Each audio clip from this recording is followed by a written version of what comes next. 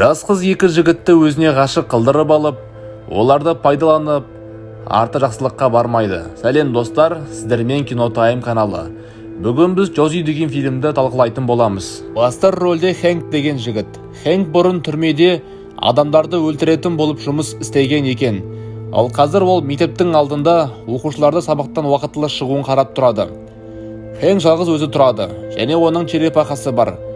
Бір күні терезеден қарап қалса, есік алдында Джози деген қыз келіп, Хэнктен мен енді көшіп келдім, заттарымды апарып жібересіз бе деп көмегін сұрайды. Келесі күні Джози ең алғаш мектебіне барып, оқушылармен танысады. Сол кезде мұғалімдері оларға бақылау жұмыстарына 3 апта қалды. Сол үшін сендер жұпқа бөлініп, бірге дайындалыңдар дейді. Сосын Маркус деген әлі бір жері өспеген жігіт жаңағы Джозиға екеуміз қосылып бірге дайындалайық дейді.